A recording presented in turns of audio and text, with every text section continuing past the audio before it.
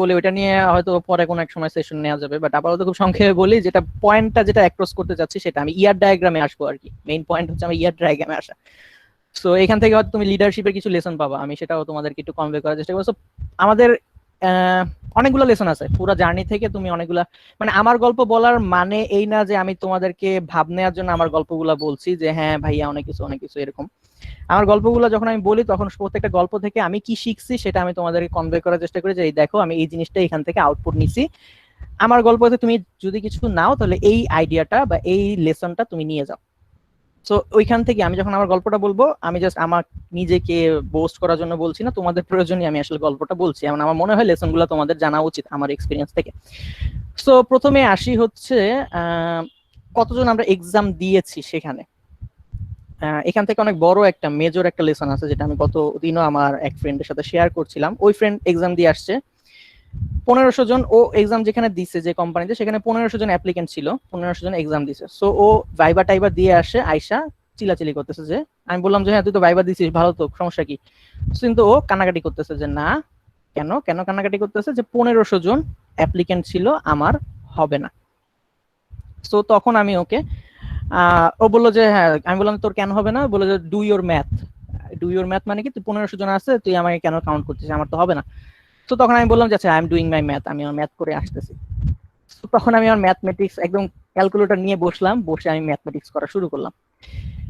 আমি যে এক্সামটা দিছি সেটা হচ্ছে ব্রেন স্টেশনে স্টার করার। ব্রেন স্টেশন সারা বছরে শুধুমাত্র একটা বারই তোমার এরকম ওপেন ভাবে ফ্রেশার নেয়। ব্রেন স্টেশন জেনারেলি ফ্রেশার বা জুনিয়র লেভেলে ডেভেলপার খুব কমই থাকে। সব brain station majority developer mid level বা হাই লেভেলে, জুনিয়র লেভেলে খুব কমই হায়ার করে। এই গত 2 বছরে প্রচুর হায়ার করছে জুনিয়র লেভেলে, প্রচুর বলতে প্রচুর। আমাদের এই রিসেন্টলিও 16 জন ইন্টার্ন ঢুকছে, আমার আন্ডারে একটা ইন্টার্ন দিয়ে দিয়েছে, আমার এটা গাইড করতে হচ্ছে, আমার খুব মজা লাগতেছে এটার সাথে গল্প টল্প করে, ওইটা আলাদা জিনিস।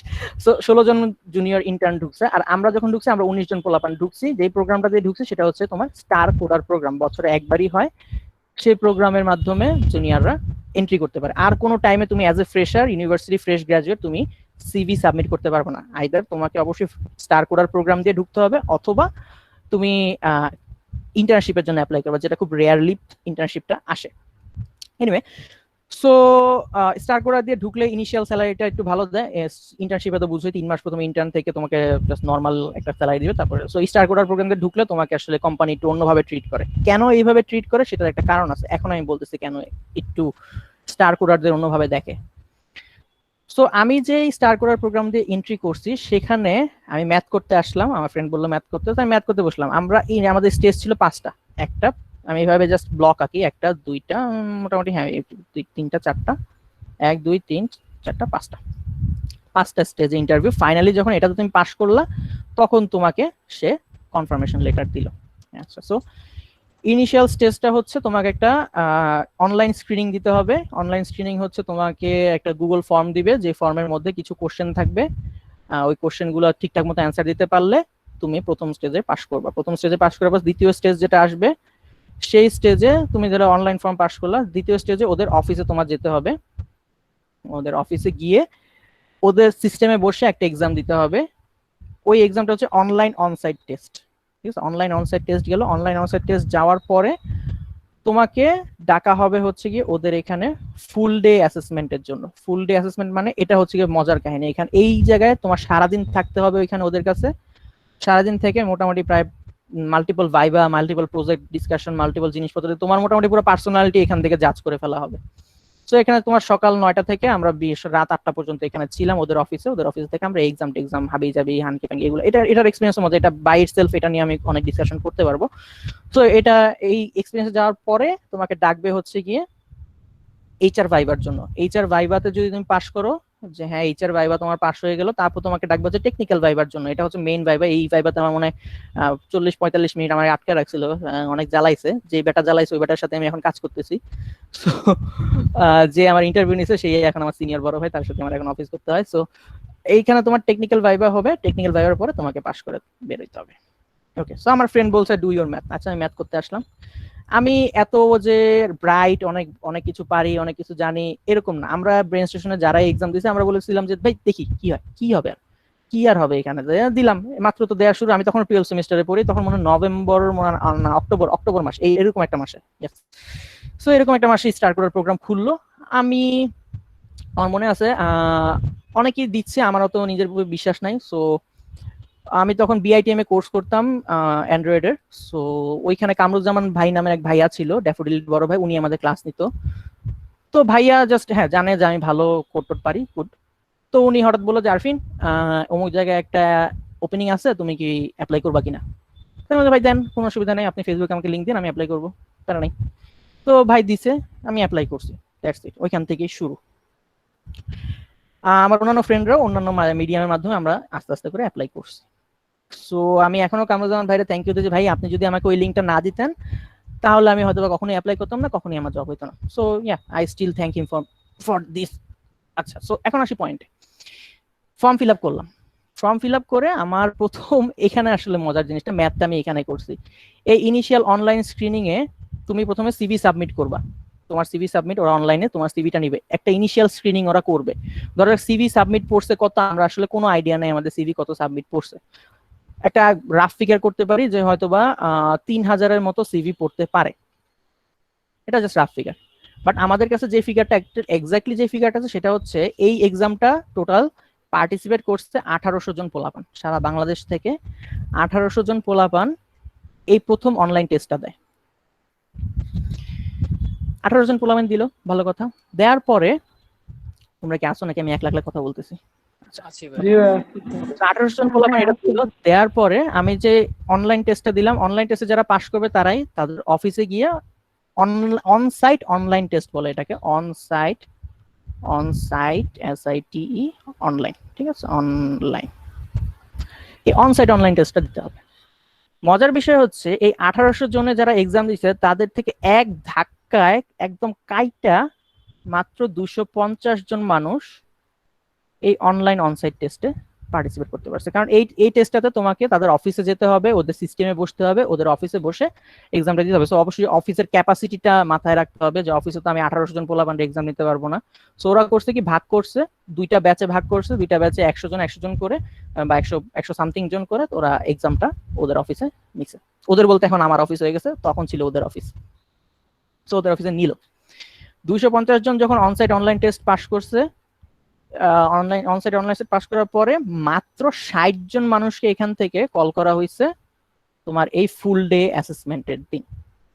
তো এনটিটি ডায়াগ্রামের কথা যে বললাম, ওইখানে আসি যে এইখানে ফুল ডে অ্যাসেসমেন্টের দিন একটা স্টেজ থাকে যেখানে তোমাকে 2 ঘন্টা দেওয়া হয় আর তোমাকে একটা ডকুমেন্ট দেওয়া হয়, যে ডকুমেন্টটা পড়ে ওইখান থেকে তোমাকে পুরো প্রজেক্টটা ডিজাইনটা করতে হবে। তো পুরো প্রজেক্টটার ডিজাইনটা করে জাস্ট আমাকে একটা কাগজ দিবে, কাগজের মধ্যে একটা প্রজেক্ট কি করতে হয় সেটা বলা থাকবে, যে হ্যাঁ এটার মধ্যে গাড়ি আসবে, গাড়িতে মানুষ উঠবে, পুরা 10টা গাড়ির ফ্যাক্টরি থাকবে, এরকম জিনিসপত্রগুলো থাকবে। যে তোমরা যে ওপিতে সিনারিও করছো ওইরকম সিনারিওর মতোই কিন্তু আরো এক্সটেন্সিভ। 5 জনের গ্রুপ থাকবে, 5 জনের গ্রুপের মধ্যে ওই ডকুমেন্টটা দেয়া হবে, ওই ডকুমেন্টটা দেখে 5 জনের গ্রুপ এই পুরো সফটওয়্যারটাকে ডিজাইন করবে। ডিজাইনে কিছু ভাগ আছে, ইন্টারফেস ডিজাইন আছে, ডেটাবেস ডিজাইন আছে, কুইরি ডিজাইন আছে, কিছু অ্যালগোরিদম ডিজাইন আছে, আর হচ্ছে পুরো তোমরা হয়তো সফটওয়্যার ইঞ্জিনিয়ারিং যারা করবা তারা জানো এখানে তোমার অনেকগুলো প্রসেস ফ্লো, বিপিও টাইপ বা এরকম হাবিজাবি কি জানি ডায়াগ্রাম আছে, ওই ডায়াগ্রামগুলোর মধ্যে একটা ডায়াগ্রাম ছিল, ওগুলো আঁকতে হবে। সো এই জায়গাটা এসে আমি এনটিটি ডায়াগ্রামে বাড়ি খেয়েছি, আমি তো এনটিটি ডায়াগ্রাম পারি না, এখন তো ঝামেলা। তো এনটিটি ডায়াগ্রাম পারি না, তখন কি হইলো, আমি আসলে আমার গ্রুপের কাইন্ড অফ লিডারশিপ পজিশনে ছিলাম। সো আমার হাতে ছিল কাজ ভাগ করার দায়িত্ব। সো আমি করছি কি, আমি যেই কাজ পারি সেই কাজে আমি নিয়েছি। মানে গ্রুপের অ্যাজ এ লিডার তোমাকে অবশ্যই ওইটা ভাবতে হবে যে স্ট্রেংথটা কোন জায়গায়, গ্রুপের স্ট্রেংথ কোন জায়গায়, যে সবচেয়ে ভালো যে জিনিসটা পারে তাকে ওই জিনিসটা দিতে হবে, যেটা সবচেয়ে উইক সেটা সে নিবে না। যেমন আমি ডেটাবেজে উইক ছিলাম, সো আমি বলছি ভাই ডেটাবেজ আমি পারি না, তোমরা কে ডেটাবেজ ভালো পারো বলো। তখন ওদের মধ্যে একজন বলছে যে ইয়ার ডায়াগ্রাম ও নিবে। সো এই পাগলাই আসলে আমার বাচ্চা, ওই পাগলা ইয়ার ডায়াগ্রাম নিছে। আমি বলছি যে আমি হচ্ছে গিয়ে এই মাঝখানের ওয়ার্ক ফ্লোটা ডিজাইন করবো, আর হচ্ছে ইন্টারফেসটা আমি আর অমুকে মিলে আমরা ডিজাইন করবো। সো আমি ওই জায়গায় যদি আমার গ্রুপে ইয়ার ডায়াগ্রাম পারা আর কোনো লোক না থাকতো তাহলে আমি এই জায়গায় আটকে যেতাম, আমি ইয়ার ডায়াগ্রাম পারি না দেখে। সো এখানে এসে আমার ইয়ার ডায়াগ্রামে একদম দেখো, সে আমি কোর্স করছি 7 সেমিস্টার না 8 সেমিস্টারে, সেটা আমার সারা জীবনে কোথাও লাগে নাই।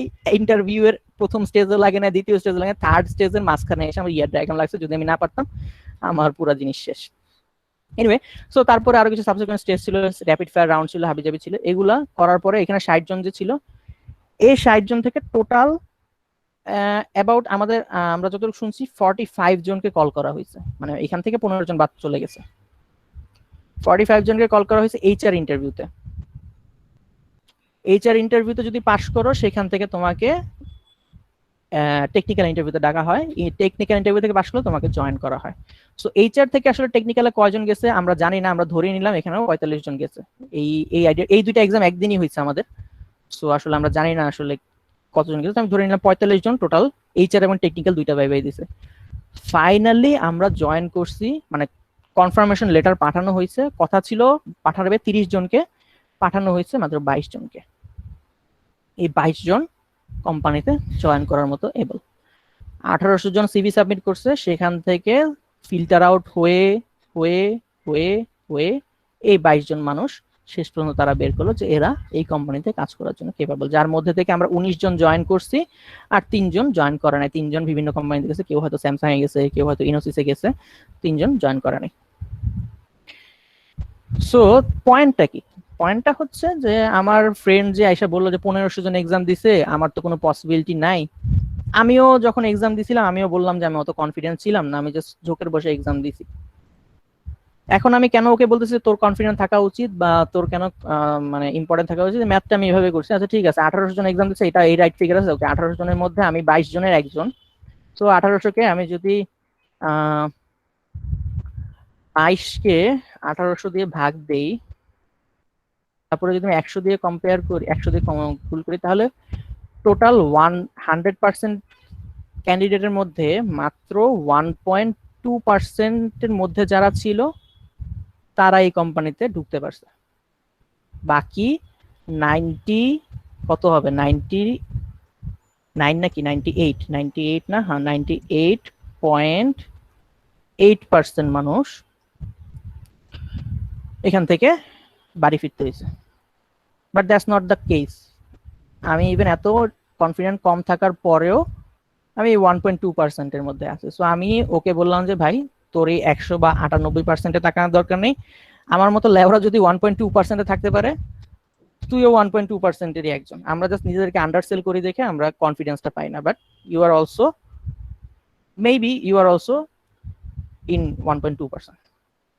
সো এটা হচ্ছে কি আমার পয়েন্ট। আমি ওই ফ্রেন্ডটাকে যখন বললাম যে ভাই 1500 জন এক্সাম দিছে, এটা মনে করার কোনো কারণ নাই, তুই হয়তো ওই কম পার্সেন্টেজের মধ্যেই একজন।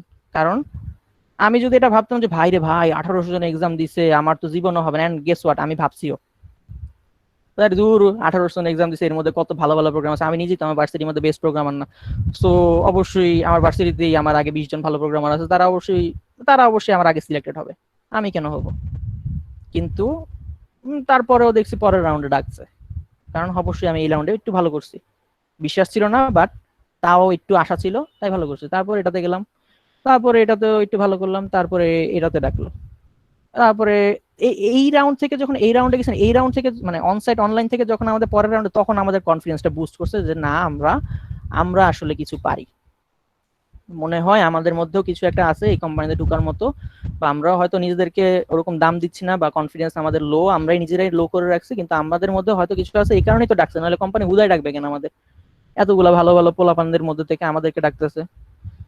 তারপরে এর পরেরটাতে গেলাম, তারপরে এর পরেরটাতে, এটা হচ্ছে আর কি ফুল জার্নি। সো এখানে এন্ট্রি ডায়াগ্রামের কথাটা বললাম যে তুমি লাইফে যেটাই শিখো না কেন, যে কোনো সময় তোমার কাজে লাগবে, আজকে হোক কালকে হোক ভালো মতো শিখে রাখো, কখন কাজে লাগবে তুমি আসলে জানো না।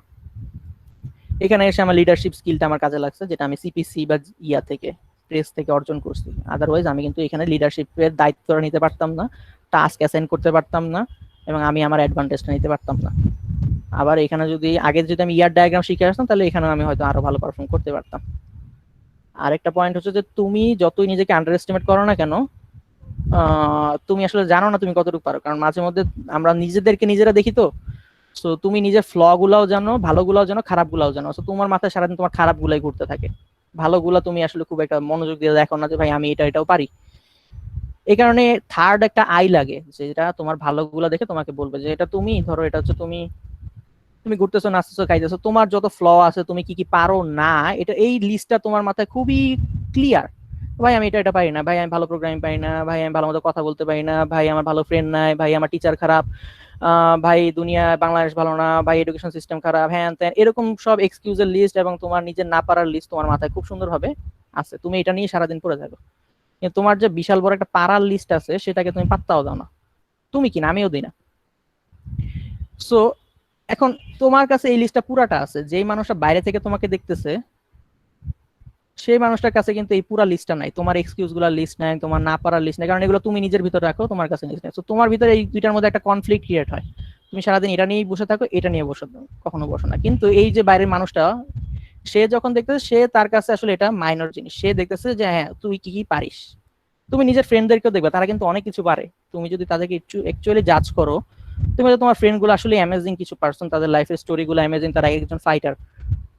সো তুমি তাদেরকে ওইভাবে দেখতে পারতেছো, কিন্তু তুমি নিজেকে ওইভাবে দেখতে পারতেছো না। সো থার্ড একটা আই এসে যেখানে তোমাকে বলবে যে ভাই তুমি এই জিনিসগুলো পারো, তখন আসলে তোমার মধ্যে বিশ্বাসটা ইনজেক্ট হবে যে হ্যাঁ ভাই, তাহলে উনি বলতেছে মানে তাহলে মনে হয় উনি মনে কিছু একটা দেখছে যেটা আমি হয়তো ভিতর থেকে দেখতে পাচ্ছি না, তাহলে মনে হয় আমি আসলে পারি। এই জায়গাটাই আসলে আমাদের খেলা, এই জায়গাটায় আসলে তোমার ভালো ফ্রেন্ডের খেলা, এই জায়গাটা আসলে তোমার মেন্টরের খেলা, এই জায়গাটা আসলে তোমার একজন ভালো টিচারের দায়িত্ব, যে একজন স্টুডেন্ট যে সে নিজের পটেনশিয়াল যেটা দেখতে পাচ্ছে না সেটা তাকে ভালো মতো করে ইনজেক্ট করে দেয়। তখন দেখবা যে তুমি মাঝে মধ্যে হয়তো তুমি নিজে বিশ্বাস করতে পারছো না, কিন্তু তুমি ভাববা যে ভাই আচ্ছা অমুকে তো আমাকে এই বিষয়টা নিয়ে বিশ্বাস করে, অমুক ভাই বলছে আমি পারবো, তাহলে আমি দেখি, আমি চেষ্টা করি, অমুক ভাইয়ের কথার উপর বিশ্বাস করে আমি একটু চেষ্টা করি, পরে দেখা যায় পারি কি পারি না। কিন্তু তোমাকে যদি ওই জিনিসটা না থাকতো তাহলে তুমি বলো যে ভাই আমি তো পারি না, আমি আগাবো না। তো এখন এই অনেক কথা চলে আসে এখানে, মেন্টরশিপের গুরুত্ব চলে আসে, বাট একজন ভালো টিচারের গুরুত্ব চলে আসে এখানে, আসলে ইন্টারভিউ প্রসেসের কথা চলে আসে, এখানে এন্ট্রি ডায়াগ্রাম চলে আসে। তো একটা কথা দিয়ে টান দিলে অনেক গাছপালা ডালপালা গজায় অনেক কিছু আসে। সো ইয়া, এখান থেকে আসলে আমি এই জিনিসগুলো তোমার সাথে একটু গল্প করতে চাচ্ছিলাম যে হ্যাঁ এগুলো আসলে প্রয়োজন। এনিওয়ে, গাছপালা ডালপালা গজা যায়, একটা কিছু শুরু করলে এখান থেকে এটাতে যায়, তারপর এটাতে যায়, তারপর আবার এটাতে বের হয়, আবার এটাতে এসে এখানে এসে এখানে এসে, তারপরে এখানে এসে এন্ড হয়। আমি এখন এখানে আছি, আমার গল্প এখানে এসে, আমি আর কিছু নিয়ে ডিসকাস করতে চাচ্ছি না। কিছু কি বুঝছো আর কি বলতে চাচ্ছি এখানে? জি ভাইয়া। জি ভাই বুঝলাম। একটা কোয়েশ্চেন ছিল, বলো। ওই যে ইয়ার ডায়াগ্রামটা যে ভাই করছিল ওনার কি জব হয়েছিল? ইয়ার ডায়াগ্রামে যে করছিল সেই ভাইকে জব হয়েছিল? দাঁড়াও একটু মনে করতে দাও। ইয়ার ডায়াগ্রামটা দুইটা ভাই করছিল, এন্ড স্যাডলি না, তার হয়নি। এবং কেন হয় না সেটার ব্যাখ্যা আমার কাছে আছে। ওকে, সো আমি বারবার একটা কথা তোমাদের বলি যেটা আসলে খুব একটা পপুলার ওপিনিয়ন না, কিন্তু জিনিস আসলে ইম্পর্টেন্ট। এন্ড এই জায়গাটায় আমার অনেক ভালো ভালো ফ্রেন্ড, খুব ভালো প্রোগ্রামার, কিন্তু বাড়ি খাচ্ছে বিভিন্ন জবে। এটা হচ্ছে ধরো জবের দেয়ালটা, আমরা মোটামুটি এতটুকু প্রোগ্রামিং স্কিল, তার উপরে অন্য কিছু একটা আছে সেটা দিয়ে আমরা পার হয়ে যাচ্ছি, কিন্তু ওর প্রোগ্রামিং স্কিল অনেক দূর, কিন্তু ওর আর একটু নাই দেখে ও আসলে দেয়ালটা পার হতে পারছে না। তো এটা আনপপুলার ওপিনিয়ন, এটা আমার দৃষ্টিভঙ্গি, যাই বলতেছি আমি সবই আমার দৃষ্টিভঙ্গি, যেটা আমি দেখছি লাইফে সেটা থেকে। নট নেসেসারিলি তোমার সাথে মিলতে হবে বা অন্য কোনো মানুষের সাথে আমার ওপিনিয়ন মিলতে হবে, আমরা ডিসকাশনের মাধ্যমে হয়তো বা আমার ওপিনিয়ন আমি চেঞ্জ করতে পারি। That's up to my experience end up to my observation. আমার অবজারভেশন, তোমার যুক্তি এবং আমার এক্সপিরিয়েন্স সবকিছু মিলায়া আমি যে আইডিয়াটা বিশ্বাস করব সেটা চেঞ্জ করব বা করব না সেই সিদ্ধান্তে আসবো। সো এখন আমার এক্সপিরিয়েন্স থেকে, আমার দৃষ্টিভঙ্গি থেকে, আমার অবজারভেশন থেকে যে জিনিসটা আমি, যে আনপপুলার ওপিনিয়নটাতে আমি বিশ্বাস করি সেটা হচ্ছে যে programming is not always enough. এটা 100% তোমার লাগবে, এটা ছাড়া তুমি কোথাও যাইতে পারবা না, কোথাও হাঁটতে পারবা না, কোথাও ঘুরতে পারবা না। কিন্তু এখানে একটা বেশ বড় একটা বাট আছে, বাট এটা তোমাকে পুরো রাস্তাটা নিয়ে যেতে পারবে না। ওই স্কিলের গ্রাফটা দেখাইছিলাম না, মনে আছে? সো পুরো স্কিলের গ্রাফটা যদি আমি আরেকটু অন্যভাবে ভিজুয়ালাইজ করি, প্রোগ্রামিং তোমাকে এই পর্যন্ত নিয়ে আসতে পারবে, তোমাকে 80% রাস্তা পুরাটাই এনে দিতে পারবে। তুমি যদি প্রোগ্রামিং না করো তুমি 80% রাস্তা হাঁটতে পারবে না, কিন্তু লাস্টে যে 20% আছে, এই 20% অনেক কিছুর উপর ডিপেন্ড করে। এই 20%-এর ভিতরে বেশ কিছু জিনিস ঢুকে আছে। কি কি জিনিস ঢুকে আছে যদি আমি লিস্ট আউট করি তাহলে জিনিসগুলা আপাতত আমার মাথার মধ্যে যেগুলো আছে সেগুলোর মধ্যে সবচেয়ে বড় ইম্পর্টেন্ট জিনিস, প্রথম জিনিস হচ্ছে কি তোমার লাক, এটার উপর তোমার কোনো কন্ট্রোল নাই, তুমি জাস্ট আল্লাহর উপর বিশ্বাস করো যে আল্লাহ যেটা দিবে ভালো হবে, লাক ম্যাটার করে। সেকেন্ড যে জিনিসটা আছে সেটা হচ্ছে তোমার নিজেকে প্রেজেন্ট করার স্কিল। তুমি নিজেকে কতটুকু সেল করতে পারছো, নিজেকে কতটুকু সুন্দর মতো প্রেজেন্ট করতে পারছো অন্য একটা মানুষের সামনে, এটা অনেক ইম্পর্টেন্ট একটা স্কিল। এই প্রেজেন্টেশন স্কিলটাকে অনেকভাবে ভাঙা যায়, তুমি কিভাবে কথা বলো, তোমার স্পিকিং স্পিকিং তোমার তোমার রাইটিং আসে, প্রেজেন্টেশন বা কমিউনিকেশন স্কিল আমি বলতে পারি এখানে। তুমি কিভাবে কথা বলো অ্যাকচুয়ালি, তারপর তোমার রাইটিং, তোমার অ্যাপিয়ারেন্স, এই কটা জিনিস মানে তুমি এই কটা জিনিসের মধ্যেই আসবে, তোমার জেস্টারটা চলে আসে, জেস্টার পশ্চার এগুলো চলে আসে। এইভাবে আসলে মাইক্রো লেভেলে ভাগ না করে আমরা আসলে ওভার হাই লেভেলে দেখি যে কি লাখটা অবশ্যই ম্যাটার করে, পাশাপাশি তোমার নিজের কমিউনিকেশন স্কিলটা ম্যাটার করে। সো যে ছেলেটার কথা আমি বলছি ওই ছেলেটা খুবই ভালো প্রোগ্রামার, ইভেন আমার চেয়েও হয়তো খুবই ভালো প্রোগ্রামার। দুইটা জায়গায় সে আটকাইছে। তুমি যদি বলো যে ভাই সে তো ইয়ার ডায়াগ্রাম ভালো পারে, তাহলে সে কেন জব পাইলো না, আপনি কেন পাইলেন?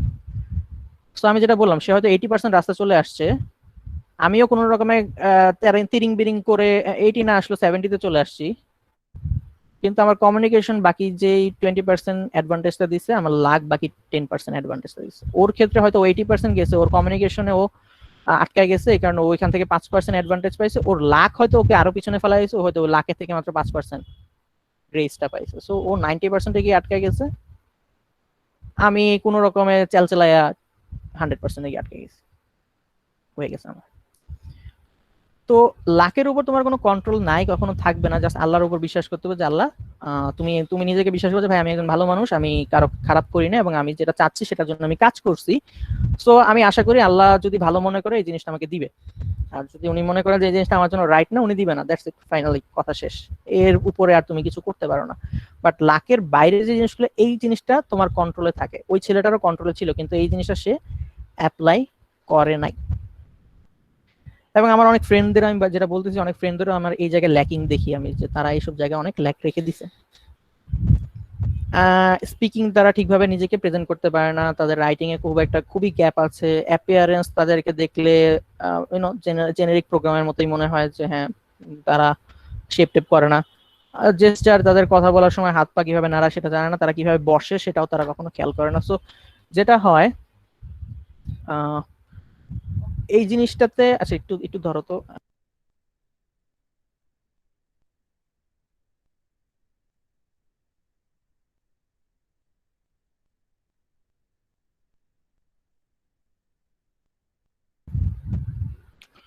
সো আমার যেটা অবজারভেশন, যে ভাইয়াটার জবটা হয় নাই, ওই ভাইয়াটা সহ অনেক ভাইয়া এই জায়গাটাতে আটকে গেছে। লাকে অবশ্যই আটকেছে, কারণ আমি আর কিছু বলতে পারি না, হয়তো তার লাক ফেভার করে নাই, আল্লাহ তাকে এই জায়গায় দেয় না, তাকে এই জায়গায় দিচ্ছে। আমার যতটুকু মনে পড়ে তোমাদের ওই ভাইয়াটা মনে হয় এখন বিজেআইটি তে আছে। মানে এখানে ওই কথাটা আবার চলে আসে যে প্রোগ্রামিং পারলে ভাই তুমি বেকার থাকবে না। হয়তো তোমার লাক ব্রেন স্টেশনে ফেভার করে নাই, তোমার লাক হয়তো বিজেআইটি তে ফেভার করে, তোমার লাক বিজেআইটি তে ফেভার করে নাই, তোমার লাক স্যামসাং এ ফেভার করবে, স্যামসাং এ ফেভার করে নাই সেলিসে করবে, সেলিসে করে নাই ইনোসিসে করবে, ইনোসিসে করে নাই লিডসে করবে, লিডসে করে নাই টিএসআই তে করবে, ডিএসআই তে করে নাই টাইগার আইটিতে করবে, টাইগার আইটিতে করে নিউজ ক্রিয়েটে করবে। হাজার হাজার কোম্পানি আছে বসে আছে তোমার যে জব দেওয়ার জন্য, কিন্তু তোমার লাক এখানে কাজ করে না, অন্য কোথাও করবে।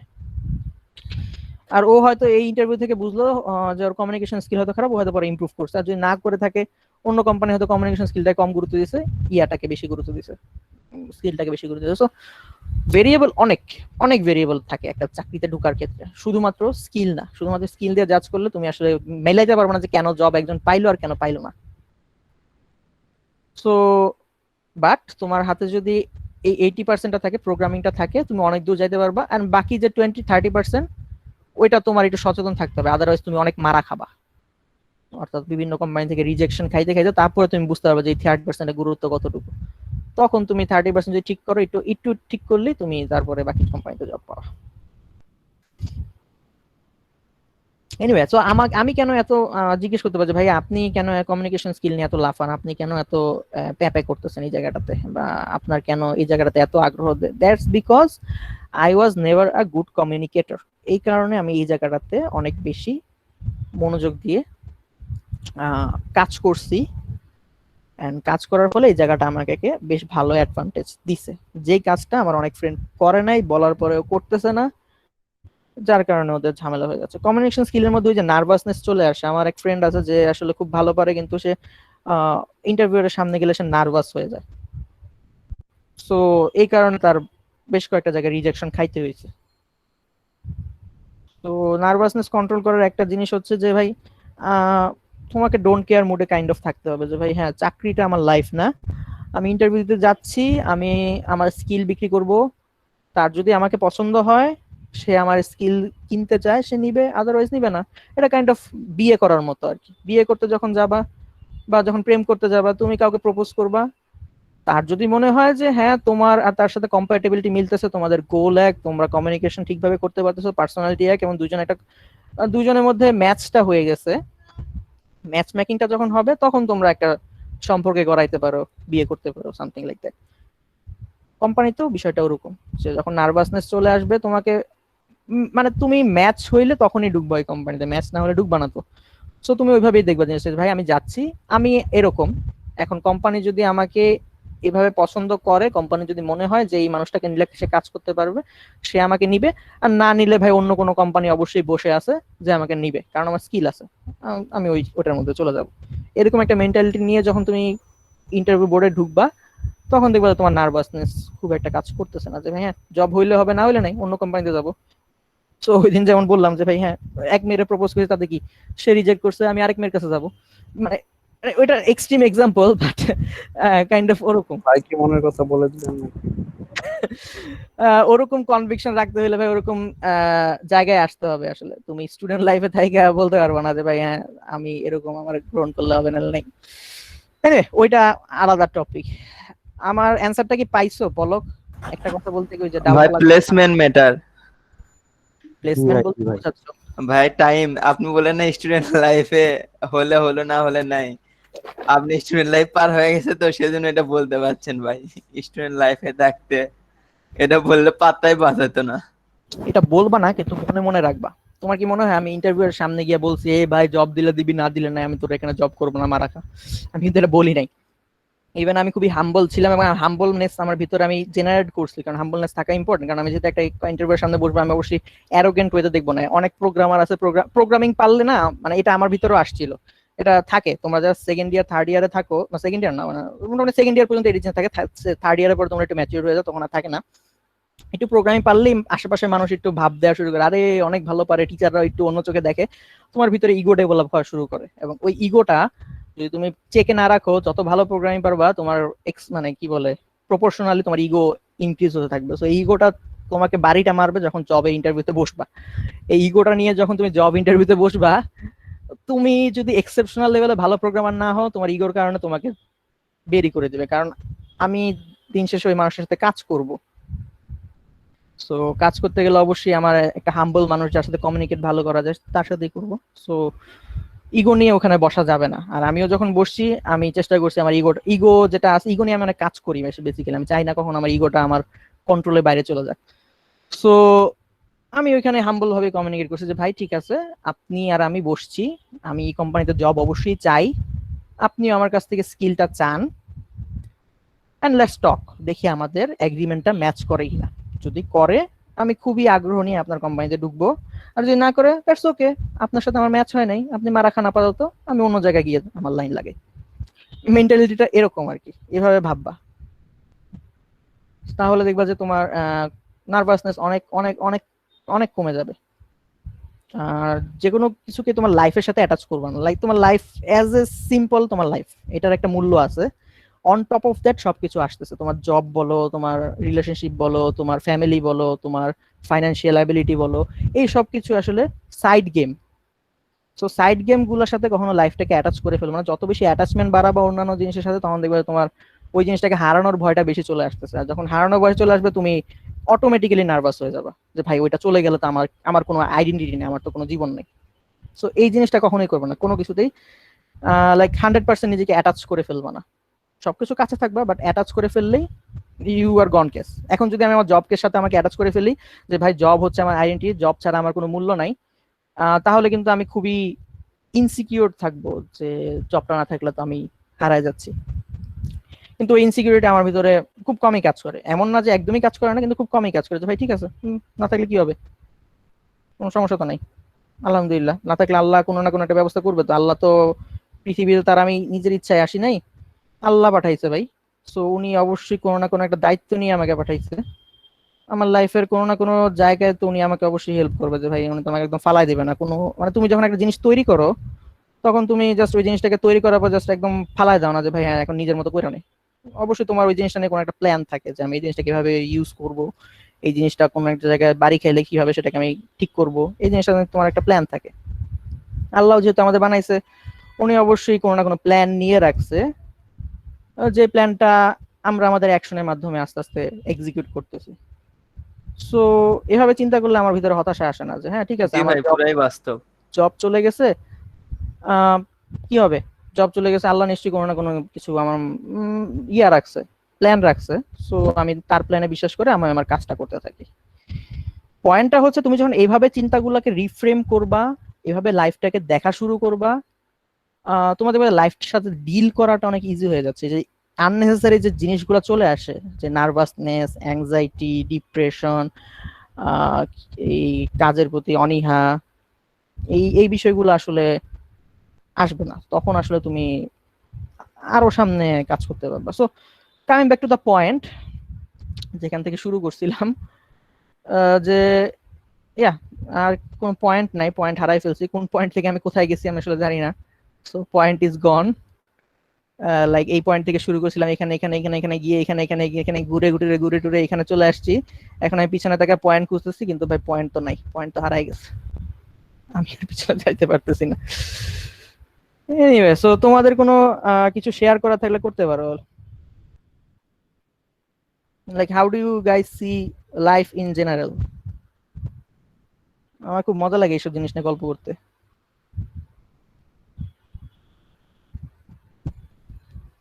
লাইক তোমার যে জিজ্ঞেস করি যে আচ্ছা তোমাদের এখনকার পারপোজটা কি, তোমরা কি কোনো তোমার নিজেদের পারপোজটা কখনো ইয়ে করতে পারছো, ডিফাইন করতে পারছো যে ভাই আমি এই জন্য এই কাজগুলো করবো, অ্যাটলিস্ট পৃথিবীতে এই কাজগুলো করে যাব, এরকম কি কেউ আছো? তোমাদের কোনো বাকেট লিস্ট আছে, কারো কি আছে জি বাকেট লিস্ট? ভাই, হচ্ছে এই যে এই জিনিসটা আমি করতে চাই, কার আছে? এই হ্যাঁ বলো। বাকেট লিস্ট বলতে এই ধরনের প্ল্যান ছিল ভাই। যেরকম আমি যখন স্কুল লাইফে ছিলাম ভাই, আমি ছোটবেলা থেকেই ডিফেন্সে যাইতে যাইতাম। আমি কখনো ভাবতামই না ভার্সিটিতে পড়বো। ইচ্ছা ছিল যে অফিসার, আমি মানে সেকেন্ড লেফটেন্যান্ট র্যাঙ্কে ঢুকে যাব এইচএসসি পাশ করেই। সেই নিয়েই ভাবতাম। আমি ভার্সিটি কিংবা মেডিকেল কিংবা ইঞ্জিনিয়ারিং এসবের কোনো ইন্টারেস্টেড ছিল না। তারপর তো ভাই এসএসসির পর আমি নন কমিশনে অ্যাপ্লাই করি, যে ডিফেন্সের একটা এক্সপিরিয়েন্সের জন্য। যেরকম ভাইবা, তখনই ভাইবা কিংবা আরো যেগুলো জিনিসপত্র মানে এক্সাম কিংবা এ ধরনের ভয়গুলো কাটা যায়, কারণ আমি তখনই 5-7টা ভাইবা দিয়ে দিই। দেখা যায় একটা জব আমার ডিফেন্সে হয়ে যায়, কিন্তু এটা নন কমিশন, আমি চাচ্ছিলাম কমিশন র্যাঙ্কের জব। তো আচ্ছা আচ্ছা। তখন ওইটা জবটা ছাড়ে দিই আমি, কারণ ওইটা নিলে মানে সরকারি চাকরি একবার নিয়ে ছাড়ে দিলে আবার আর অ্যাপ্লাই করা যাবে না। ও তাই না, ওই নাই। না, নিইনি ভাই। তার মধ্যে এইচএসসির ভাই 10 দিন আগে ছিল, আমি যদি ওইটা নিতাম 3 বছর ট্রেনিং এ চলে যেতাম। সেজন্য আমি ওইটা ছাড়ে দিয়ে বলে যে তোমার তো অ্যাবিলিটি আছে, তুমি চেষ্টা করো আরো ভালো মতো। পরের আহ, বার দিও এরকম কিছু? না ভাই, ওইটা তো নন কমিশন ছিল। আর বলতেছো তুমি তখন কমিশন র্যাঙ্কে আসতে চাও, তাহলে কমিশন র্যাঙ্কে অ্যাপ্লাই করবা। তুমি এখানে সময় নষ্ট না করে এইচএসসির দিক ফোকাস করো। তারপরে আইএসএসবি নামে একটা পরীক্ষা আছে ভাইয়া, হুম। আইএসএসবির দিক ফোকাস করো। ওই এখানে 4 দিনের পরীক্ষা হয়, তো ওইগুলো নিয়ে ভাবো। তুমি নন কমিশনে আছো কেন? এমনিতেই এটা তোমার সময় নষ্ট না। আমি তখন ভাবতাম যে এক্সপিরিয়েন্স লাগবে আমার, যে ভাইবা কিভাবে দিতে হয়। আমার ভাইয়া মানুষের সাথে কথা বলার স্কিলটা খুব বাজে, মানে কথা বলতে পারি না, কিংবা তুমি তো হয়তো এখন সুন্দরই কথা বলতেছো। উম বিভিন্ন মানুষ বিভিন্ন মতামত দিচ্ছে, কারো মতামত হতে খারাপ লাগলে ভাই রাগ হয়ে যাওয়াটা, এইসব আমার মধ্যে খুব বেশি। অ্যাঙ্গার কন্ট্রোল অনেক মেজর একটা জিনিস। জি ভাইয়া, মানে আহ সাধারণত দেখা যায় এটা গ্রুপ ডিসকাশনেই হয়, দেখা যাচ্ছে বিভিন্ন জন বিভিন্ন মতামত দিচ্ছে, কারো মতামত হয়তো আমার এই জিনিসটা গেল কিংবা ভালো লাগলো না ভাইয়া, করতে এই পারে না। সময় দেখা যায় খুব বেশি রাগে যায় সব মানুষই প্রায়। কিন্তু এটা পরে আমার কি, পরে কি হলো? পরে তুমি এইচএসসির পরে আর ট্রাই করলে না কেন? সিএসসি থেকে আহ ভাইয়া আমি তারপরে ট্রাই করিনি বলতে, আমার ভাইয়া কিছু তখন মেজর সমস্যা দেখা যায়, যেরকম আমার হাত ঘামে, তারপরে নাকের ভাইয়া মাংসটা বৃদ্ধি পেয়ে নাকের হাড়টা বেঁকে যায়। এইসব কিছু সমস্যার কারণে মেডিকেলে আমি আটকে যাব, মানে ডিফেন্সে পরে ডাক্তার দেখায়, বলে যে আপনি তো আর ডিফেন্সের জন্য ফিট হবেন না।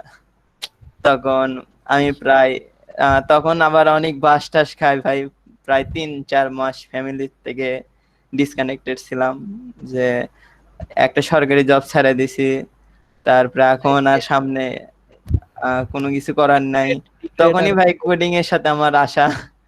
তারপরে আমি ভাই ভাবলাম যে ভালো করে কোডিং শিখবো। তখন কোডিং বলতে ভাই তখন ওয়েবটা, এটা 2017 সালে ওয়েব ডেভেলপমেন্টটা খুব বেশি মানে হাইপে ছিল। এখনো তো হাইপে আছে, যে সফটওয়্যার ইঞ্জিনিয়ার কিংবা ইয়ে বলতেই বোঝায় যায় যে ওয়েব ডেভেলপমেন্ট। আগে সফটওয়্যার ডেভেলপার ছিল যারা হয়তো ডেস্কটপ অ্যাপ্লিকেশন কিংবা, কিন্তু এটা খুব বেশি প্রচলিত ছিল না। সবই ওয়েব, সবই ওয়েব। তো তখন ভাইয়া ওইটা শিখতাম, ফার্স্টে তো পাইতাম না, তখন ওয়ার্ডপ্রেস করতাম, এইচটিএমএল সিএসএস। জি ভাইয়া। এখন কোন সেমিস্টারে আছো? ভাইয়া আমি এখন 5th সেমিস্টারে আছি। আচ্ছা আচ্ছা। তারপরে ভাইয়া আমি ক্রেডিট গুলো হিসেব করি, তখন আসলতে ভর্তি হওয়ার ইচ্ছা হয়। কারণ ভাইয়া আমার কিছু কারণে এইচএসসি রেজাল্টটা খুব বাজে হয়ে যায়, এই ফ্যামিলিগত কিছু কারণে। পরীক্ষার মধ্যে আমার দাদু মারা যায়, তো সেজন্য একটা বিশ্রী অবস্থা হয়ে যায়। তো পাবলিক ভার্সিটিতে পাওয়ার আশাটা ছাড়াই দিই। সেজন্য পরবর্তীতে ভাই আমি অনেকগুলো ক্রেডিট দেখতেছিলাম যে কোর্স গুলো কোনগুলোর ভালো। ড্যাফোডিলের দেখলাম, আমার একটা ভালো ভার্সিটি পছন্দ আছে, কানাডার ওয়াটারলু ইউনিভার্সিটি। ওখানকার সফটওয়্যার ইঞ্জিনিয়ারিং এর নরমালি যারা বস বলা যায় পৃথিবীতে সফটওয়্যার ইঞ্জিনিয়ারিং রিলেটেড, নাম শুনছি আমি। হ্যাঁ ওইখানকার কিছু প্রফেসর মানে সফটওয়্যার ইঞ্জিনিয়ারিং এর যে কোর কনসেপ্ট গুলো তারাই হয়তো তৈরি করছে, কিংবা তারা তাদের ওখানেই এই অনেক রিসার্চ হচ্ছে। হ্যাঁ, তো ওখানকার ক্রেডিটটা আমি খুঁজতেছিলাম, প্রায় ড্যাফোডিলের প্রায় 50% এই সফটওয়্যার ইঞ্জিনিয়ারিং ডিপার্টমেন্টের সাথে 50% এর বেশি কোর্স মিলে যায়। যেটা সিএসসির সাথে আমি দেখছিলাম স্ট্যানফোর্ডের মিলে যায়। আচ্ছা, এটা তো আমি জানতামই না। তারপরে ভাই আমি যেহেতু তখন ভাই ওয়ার্ডপ্রেস শিখতেছিলাম, সেজন্য আমার নেটওয়ার্কিং কিংবা হার্ডওয়্যার রিলেটেড তেমন কোনো ধারণাই ছিল না, কম্পিউটার রিলেটেড। এই জন্য আমি ভাই সিএসসি ভাবেই নিজে সিএসসি ভর্তি হবো। আমি ভাবতাম যে আমি যেটাতে ভালো, যেটা আমার ভালো লাগে সফটওয়্যার ইঞ্জিনিয়ারিং, এটাতেই ভর্তি হয়। তারপরে আসে ভাই ফাঁসে গেছি। আসে ভাই যা ভাবছি ভাই পুরাই মানে বিনোদন এখন যেমন হয়, শুধু কোর্সের নামগুলোই আছে, সে কোর্স গুলো আর পড়ানো হয় না। ভালো রিসার্চ করেই আসছো। জি ভাই, আর ছোটবেলা থেকে কম্পিউটারের প্রতি আলাদা ধরনের ঝোঁক ছিল। তো আর ভাই আপনি যে বললেন যে হতাশ হয়ে যাওয়া, যে এটা আমি ছোটবেলা থেকে ভাবতাম তো যে ডিফেন্স ছাড়া আমি আর কিছুই না। বুঝতে পারছি, ওই 3 মাসটা খুব বাজে কাটছে। এরকম আসলে আই ক্যান রিলেট। আমি না শুধু, এখানে মেজরিটি বাচ্চা কাচ্চারা রিলেট করতে পারবে যে এইচএসসির পরে আসলে মোটামুটি সবাই একটা এরকম কি বলে হৃদয় ভাঙা একটা সিচুয়েশনের মধ্যে দিয়ে যায়। আশিক আমার বন্ধু বলছে যে কই ওয়াটারলু কই ডিআইও। হ্যাঁ ঠিক আছে, কিন্তু সবচেয়ে বড় বিষয় হচ্ছে বিএসসি তে সব ভার্সিটিতে ফান্ডামেন্টাল শিখায়, সেজন্য কারিকুলামে তো কোনো চেঞ্জ নাই। তুমি যেটা দেখে ভর্তি হয়েছো it's perfectly okay, that's not my point. এখানে এরকম ছেঁকা খাওয়া মানুষ অনেকেই আছে যে দেখে কোর্সের কারিকুলাম দেখতে তো অনেক সুন্দরই লাগে, কিন্তু ভিতরে যা পড়ায় সেটা আমরা ভর্তি হওয়ার পরে বুঝি যে কি পড়ায়? জি ভাই, আমি যেরকম কতটুকু কারিকুলাম ভাবতেছিলাম কমপ্লিট যে করে আসলে? স্ট্রাকচার প্রোগ্রামিং এ সি শেষ করবে, তার পরবর্তীতে একটা প্রজেক্ট জমা দিব, তারপর অবজেক্ট ওরিয়েন্টেড ফার্স্টের যেটাতে আছে সেটাতে জাভার অবজেক্ট ওরিয়েন্টেডটা কমপ্লিট করবে, আর পরেরটা হয়তো ইমেল, তারপরে এই ইন্টারফেস আরো যেগুলো আছে করবে, তারপর ডিজাইন প্যাটার্ন করবে, ডিজাইন প্যাটার্নে এমভিসি গুলো শিখবো, সফটওয়্যার আর্কিটেকচারে মাইক্রো সার্ভিসেস, তারপরে মনোলিথিক এইগুলো শিখবো, তারপরে ভালো কোনো প্রজেক্ট দাঁড় করাতে শিখে যাব। কিন্তু ভাই দেখতেছি যে ফার্স্টে সি চললো 4 বছর, এখন জাভা শুরু হলো, আহ, ডিজাইন প্যাটার্নও জাভা করায়, সফটওয়্যার আর্কিটেকচারও জাভা করায়, স- আচ্ছা। সবকিছুতে। এই জন্য এটা খুব মানে বিরক্তিকরই কাটবে মনে হচ্ছে। তোমার এক্সপেকটেশন কি? তুমি কি চাচ্ছো? জাভা না করালে কি করাইতো? ভাই জাভা নাম বিষয়টা আমি চাচ্ছিলাম যে জাভা যেরকম অবজেক্ট ওরিয়েন্টেড শুরুতে তারা পারতো যে অবজেক্ট ওরিয়েন্টেড জন্য 4 মাস কিন্তু অনেক বেশি সময়, তারা হুম। পারতো যে জাভাই দিল একটা কোর্স, অবজেক্ট ওরিয়েন্টেড নামে দিল না, তাহলে জাভা সম্পর্কে যেগুলো আছে যেরকম অ্যারে অ্যারে লিস্ট যেরকম আমাদের করানোর জন্য অবজেক্ট ওরিয়েন্টেড নাম দিচ্ছে, সেজন্য অ্যারে করায়নি, অ্যারে লিস্টও করায়নি। তারপরে জাভার আরো যেগুলো জিনিস আছে যেরকম আপনি করাইছেন আচ্ছা, আমি বুঝছি তোমার পয়েন্টটা, আমি এইগুলো ধরতে পারছি। করায়নি। বুঝছি আহ, বুঝছি। আচ্ছা, তাহলে থামো। জাভাও হলো না, এদিকে অবজেক্ট বুঝছি। ওরিয়েন্টেড হলো না। এটা আসলে কমন একটা সমস্যা, লাইক এটা নিয়ে আসলে ডিসকাস করলে, এটা নিয়ে অনেকবারই আমরা ডিসকাস যে ইউনিভার্সিটিতে যতটুকু পড়ানো হয় it's not enough, it is never enough. So পয়েন্টটা তো ওইটাই যে ভাই যেটা পড়া মানে লিখছে খুব চটকদার জিনিসপত্র, কিন্তু ভাই পড়াচ্ছে আকাশ পাতাল, মিলতেছে না। তাই আমি আসলে এই গ্যাপটা দেখে আসলে আমি ডিপ্রেস, তাই না? পয়েন্টটা তো এটাই। এই গ্যাপটা দেখে আসলে আমি জি শান্তি ভাই, লাগতেছে না, যেটা স্বপ্ন নিয়ে আসলাম সেটা নেই। তো যেরকম তোমার স্টোরিটা মোটামুটি এরকম যে লাইক তুমি একটা, এটা আসলে কাইন্ড অফ লাইক, হ্যাঁ তোমারটা তোমার ক্ষেত্রে ইউনিক, বাট একটা কমন প্যাটার্ন আছে। তুমি যখন লাইফে অনেকগুলো স্টোরি পাবা, লাইফে অনেক মানুষের সঙ্গে মিশবা, অনেক স্টোরি জানবা, অনেক গল্প দেখবা, অনেক স্ট্রাগলের জিনিসপত্রগুলো ইভালুয়েট করবা, তখন তোমার ভিতরে একটা প্যাটার্ন জেনারেট হবে। তুমি অনেক সবগুলো স্টোরির মধ্যে কিছু প্যাটার্ন দেখতে পাবে, সবাই মোটামুটি সিমিলার কিছু স্ট্রাগলের মধ্যে দিয়ে যায়। So, তোমার স্টোরিটা প্যাটার্নটা মানে কমন একটু, যেটা হচ্ছে যে তুমি ফর এক্সাম্পল তোমার এরকম একটা স্বপ্ন ছিল যে তুমি সামথিং কিছু একটা হতে চাচ্ছ, যেটা হয়তো বা ডিফেন্স তোমার জন্য, কারোর জন্য মেডিকেল, যেটা খুব কমন, অনেকে বেশি কয়েকজন মানুষের জন্য যে ভাই মেডিকেলে পড়বো, অনেকের জন্য হয়তো বুয়েট হতে পারে এই স্বপ্নটা। এটা খুবই আকাশ আকাশ কুসুম বলতে, তার ওই টাইমে তাকে মানুষ বিশ্বাস করে যে সেই স্বপ্নটা অ্যাচিভ করবে। তো সে, এটা কিন্তু খুবই মানে ছোটখাটো কোনো জিনিস নাই। তুমি মোটামুটি তোমার বাবা মাও তুমি পয়দা হওয়ার পরেই মনে হয় বলছে যে হ্যাঁ তুমি ডিফেন্সে বা তুমি ডক্টর হবা, ঠিক আছে? ডক্টর দিয়ে এক্সাম্পলটা দিই। সো 12 ইয়ার্স, 12 ইয়ার্স মানে 12টা বছর তারা এই স্বপ্নটা লালন করছে যে আমার মেয়েটা বা ছেলেটা ডক্টর হবে। তারপরে এইচএসসি যখন হইল, কোনো এক অদ্ভুত কারণে, অনেক কারণ আছে, অনেক কারণে, বিভিন্ন কারণেই হোক, তোমার ওই স্বপ্নটা তুমি অ্যাচিভ করতে পারো নাই। তারপরে একটা মেজর একটা ডিপ্রেশন পিরিয়ড চলে, অনেক বড় একটা ডিপ্রেশন পিরিয়ড, এটা খুবই আপস এন্ড ডাউনস একটা। তারপরে ফাইনালি তুমি সেটেল হও আইসা এই ডিআইইউ নামের একটা জায়গায়। এখানে এসে তোমরা আরেকটা ধাক্কা খাও, যে ধাক্কাটা হচ্ছে যে ভাই আমি এখান থেকে মোটামুটি নিজেকে একটু সামলায় আনছি যে আচ্ছা ঠিক আছে, যে ইউনিভার্সিটিতে ভর্তি, ইউনিভার্সিটি থেকে আমি কিছু একটা করে বেরোবো। যখন তুমি এখানে ঢুকো, এখানে আরেক সার্কাস দেখা শুরু হয়। এই সার্কাস যে কি, এটা হচ্ছে ভাই যা এক্সপেকটেশন নিয়ে আসছিলাম, জি পড়াবে কি পড়াবে না পড়াবে, সিএসসি এই ভাবছিলাম, কম্পিউটার সায়েন্স এই ভাবছিলাম, এখানে এসে এক লুপ হলে আটকে গেছি।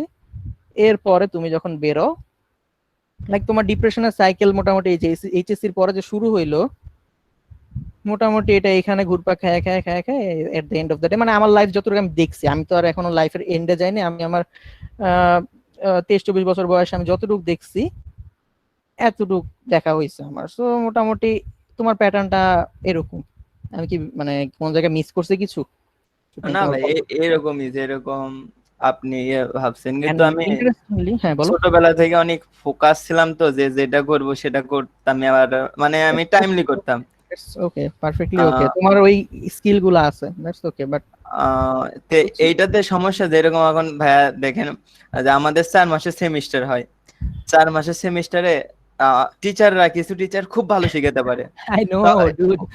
ওই কোর্সে যায় স্টুডেন্টরা শিখে না, যে তোমার এই সিলেবাস দুঃখটা বন্ধ হয়ে আমি যাবে। খুব ভালো মতো জানি, আমি নিজেও তোমাকে খুব ভালো মতো ব্যাখ্যা করতে পারবো। সো এটা নিয়ে তুমি হয়তো শেয়ার করার জন্য আমাকে বলতেছো, বাট আমার তোমাকে স্টপ করাই দিতে হচ্ছে। কারণ হচ্ছে তোমার কনক্লুশনটা আমি মোটামুটি এট দ্য এন্ড জানি, তাই আমি তোমাকে আসলে জি এখন আপনিও বলে যদি পাইছেন, আমি বললেও বুঝতেছি যদি, হ্যাঁ যেটা আমি আপনিও পাইছি এবং বলছেন। আমি তোমাদের সাথে গল্প টল্প করি, তো অনেকের সাথে আমি গল্প টল্প করেছি। এই পর্যন্ত আমি যদি ইউনিভার্সিটিতে ক্লাস ধরি, আমি এই পর্যন্ত কত প্রতি সেমিস্টারে যদি আমি 30 জন পোলাপানকে গাইড করার সুযোগ পাই, তাহলে আমি যদি 2 বছর ক্লাস নিই, 2 বছরে 6টা সেমিস্টার, 3 6 18, 180, 180 তার সাথে ধরো আমি এদিক সেদিক ক্লাস নিছি আরো ধরো 120। তো মোটামুটি 300 জন স্টুডেন্টের সাথে আমার ইন্টারাকশন হয়েছে আমার ছোট একটা টিচিং লাইফে। 300 জনের মধ্যে থেকে অ্যাটলিস্ট 30টা গল্প আমি শুনছি, তাদের স্ট্রাগল গুলো আমি জানি, তাদের গল্পগুলো আমি জানি। তো তবে ভাই 30টা আমি আমি গল্প একটা যখন, জিনিস বুঝি না, আমরা যারা মানে পার্টিকুলারলি নর্মাল পিপল, হ্যাঁ তারা হ্যাঁ ভাইয়া দেখি যে একটা জিনিস 20 ঘন্টা হয়তো শিখি কিংবা, কিন্তু ভাই আমাদের ক্লাসে, আমি আমার ক্লাসের কথা বলতেছি, যারা দেখা যায় পুরো সেমিস্টার 3 মাসে কিছু শিখেনি ভাই, 1 মাসে দেখা যায় লাস্টে আমি, আমার কিংবা আরো কয়েকজনের রেজাল্ট ভালো আছে তো মোটামুটি আলহামদুলিল্লাহ ভালো আছে, তো তাদের কাছ থেকে দেখা যায় শিখে নাই। টিচার যা গত 3 মাসে শিখাতে পারেনি ভাই, আমি প্রায় 1.5 2 ঘন্টা পড়ালে মনে করেন হয়ে আরো বেশি হয়ে গেছে, মানে সে হ্যাঁ, পুরোপুরি বুঝে এটা ফেলছে। এটা কেমনে এটারও সম্ভব, আমি এটারও এটাই ব্যাখ্যা বুঝি আছে, না, এটারও এটা কাইন্ড অফ কেমনে একটা সম্ভব। ব্যাখ্যা আছে। ব্যাখ্যা হচ্ছে কি, এই যে আমি যে ওপি পড়াচ্ছি, আমি কিন্তু খুব মানে এক্সট্রিম লেভেলে, হাই লেভেলে কনসেপ্ট তোমাদের পড়াচ্ছি, যেগুলো আসলে তোমাদের যায় না আসলে, এখন কোনো লাভ হবে না আনলেস তোমরা ইন্ডাস্ট্রিতে ঢুকতেছো। সো তাও আমি আমি আশাবাদী যে তোমরা হয়তো কিছু না কিছু জিনিসপত্র ধরতে পারতেছো। সো ইউনিভার্সিটিতে 3 মাসের যেটা পড়াইছে সেটা আমি 2টা ক্লাসের মধ্যে কভার করে দিতে পারবো তোমাদেরকে, যতটুকু পড়াইছে। কিন্তু এখন আমার 8টা ক্লাস লাগতেছে কেন? কারণ আমি এক্সট্রা জিনিস কভার করতেছি। সো আমার কথা তুমি কেন বুঝতেছো, আর টিচারের কথা তুমি কেন বুঝতেছো না? এখানে না মানে এই গল্পটা তোমাদের একটু শেয়ার করি, তুমি যে কোশ্চেনটা রেজ করছো এটা একটু শেয়ার করে একটা অ্যানালজি দিয়ে, তারপরে আমি আসতেছি তোমার স্টুডেন্টদেরকে নিয়ে। তুমি ফাস্ট ফুড খাও না? ডেইলি তো ফাস্ট ফুড খাও, ডেইলি ফাস্ট ফুড না খেলে মাঝে মধ্যে তো খাইছো, তাই না? জি ভাইয়া। হ্যাঁ খাইছো। সো তোমাকে যদি আমি বলি যে তুমি নেক্সট 1 মাস 3 বেলা খালি ফাস্ট ফুডই খাবা, খালি তুমি বার্গারই খাবা, পিৎজাই খাবা, তুমি কি খাইতে পারবা? এটার অ্যান্সারটা মোটামুটি না মেজরিটি ভাই, মানুষের ক্ষেত্রে যেটা হবে যে না ভাই পারবো না। যতই আমার ফাস্ট ফুড ভালো লাগুক, যতই আমার বার্গার ভালো লাগুক, আমি যতই ফেসবুকে পোস্ট দেই যে খাবো খাবো খাবো, আমাকে যদি 3 বেলা বার্গার দেওয়া হয় ভাই আমি খাইতে পারবো না। কেন খাইতে পারবো না? হেলদি না জিনিসটা, সেটা সেকেন্ড পয়েন্ট। প্রথম পয়েন্ট হচ্ছে হচ্ছে যে আমার মনটা আর টানবে না জিনিসটার প্রতি, যে আমার কেন ভাল লাগতেছে না, যে একই জিনিস ডেইলি খাচ্ছি, ভাল লাগতেছে না। ডেইলি আমি পিজা খাচ্ছি, সকালবেলা বিকালেও পিজা, রাতেও পিজা, ঘুমাইতে গেলে পিজা, সকালে ঘুম থেকে উঠে আবার পিজা, 1 মাস আমি খাইতে পারবো না। এখন একটু চিন্তা করো, এই একই কাজ কিন্তু তুমি করতেছো, ডেইলি করতেছো, তোমার মা তোমাকে ডেইলি ভাত বানাই দিচ্ছে, তোমার কি আমার কথা শুনতে পাচ্ছ? জি ভাইয়া। ওকে। সো তোমার মা ডেইলি তোমাকে ভাত বানায় দিচ্ছে, তুমি ভাত খাচ্ছ। সো সে একদিন 2 দিন না, সে গত, তোমার বয়স যদি ধরো আমি ধরলাম 22 না, তোমাদের বয়স কত হবে, 21 20 20 21, তো 20 21 বছর ধরে তুমি তোমার মার ভাত খাই আসছো, তোমার কিন্তু টায়ার্ড লাগতেছে না একদমই, তুমি খাইতেছো, আরাম করে খাইতেছো, এন্ড তুমি মজা নিয়ে খাচ্ছ। সে প্রতি সপ্তাহে সিমিলার রান্না রাঁধতেছে, হয়তো 1 দিন 2 দিন সে একটু ভ্যারি করে, কিন্তু মেজরিটি টাইমে সে একই জিনিসই খাওয়ায় তোমাদেরকে। তো তুমি খাচ্ছ, তোমার কিন্তু প্যারা লাগতেছে না। তাহলে এই জায়গায় পার্থক্যটা কোথায়? আমি রেস্টুরেন্টে খাওয়া ডেইলি খাইতে পারতেছি না, কিন্তু আমি ইয়ের খাওয়াটা খুব মজা করে, মার খাওয়াটা খুব মজা করে খাইতে পারতেছি। এখানে মানে ক্যাচটা কোথায়, গ্যাপটা কোথায়? এই গ্যাপটা তুমি লাইফে বিভিন্ন জায়গায় দেখবা, অনেক জায়গায় দেখবা। এটা জাস্ট একদম ফান্ডামেন্টাল একটা কি বলে প্রিন্সিপাল। সেটা হচ্ছে মায়ের খাবারে একটা ওয়ার্ড মাথায় রাখবা, মমতা নামের একটা জিনিস আছে। মায়ের খাবারে মমতা থাকে, রেস্টুরেন্টের খাবারে মমতা জিনিসটা থাকে না। মমতাকে যদি আমি ইংলিশে কনভার্ট করি, খুব ভালো কোনো ওয়ার্ড আমার কাছে নাই, বাট মমতার ভালো সবচেয়ে কাছাকাছি যে ইংলিশটা আমার কাছে আছে সেটা হচ্ছে এমপ্যাথি। সো তুমি বেসিক্যালি যখন কোনো একটা কিছু কাউকে মমতা দিয়ে শেখাবা, মায়া দিয়ে শেখাবা, বা মায়া দিয়ে জিনিসটা তার জন্য করবা, রান্না করবা in a very spiritual way, তুমি এটা ফিল করতে পারবা। সো তুমি যখন তোমার কোন একটা কি বলে, তোমার মার কথাই আসে, তোমার মা যখন তোমার জন্য রান্না করতেছে, সে চায় তুমি খাও, এবং সে চায় তুমি হেলদি হও, সে চায় তুমি যাতে ভালো মতো লাইফ লিড করতে পারো, সে ওই খাবারটার মধ্যে ভালোবাসা দিয়ে রান্না করছে। তো আমার কথাগুলো এখন অনেক ওভার দ্য টপ মনে হতে পারে যে ভাই আপনি কি বলতেছেন, আমি কিছুই মাথায় ঢুকতেছেন, আপনি এত ডিপ কথা বলতেছেন, আপনি এত আজের কথা তো আমার মাথায় ঢুকতেছেন। দ্যাটস ওকে, পারফেক্টলি ওকে। তুমি যদি না বুঝছো, এটা বুঝতে একটা সার্টেন লেভেল অফ এক্সপিরিয়েন্স লাগে।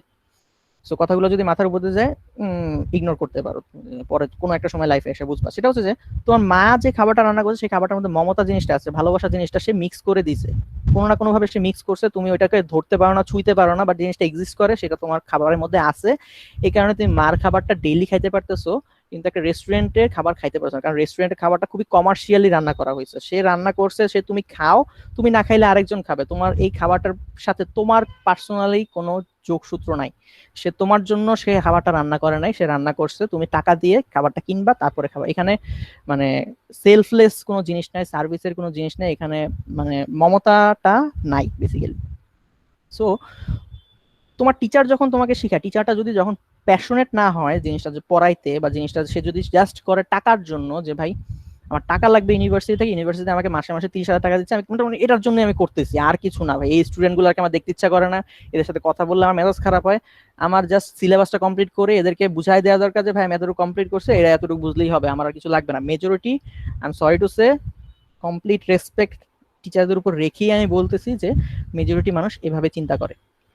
এর ফলে তারা যে প্রোডাক্টটা প্রডিউস করতেছে, তোমাকে যে শিখাচ্ছে, এটার মধ্যে কোনো ভালোবাসা নাই তাদের, মানে কোনো মমতা নাই। এই মমতাটা না থাকার ফলে সেটা তুমি টাচ করতে পারতেছো না, তোমার ভিতরে ঢুকতেছে না জিনিসটা। কিন্তু তুমি যখন তোমার ফ্রেন্ডকে শিখাও, তোমার একমাত্র উদ্দেশ্য যে ভাই আমার ফ্রেন্ডটা পরীক্ষা পাস করবে, আমি ওকে ভালোবাসি, ইভেন তুমি কখনো মুখে বলো না, but at least certain amount of ভালোবাসা তোমার ওই ফ্রেন্ডটার প্রতি আছে, এই কারণেই তুমি তাকে শিখাচ্ছ এবং সে ওইটা ক্যাচ করতে পারতেছে।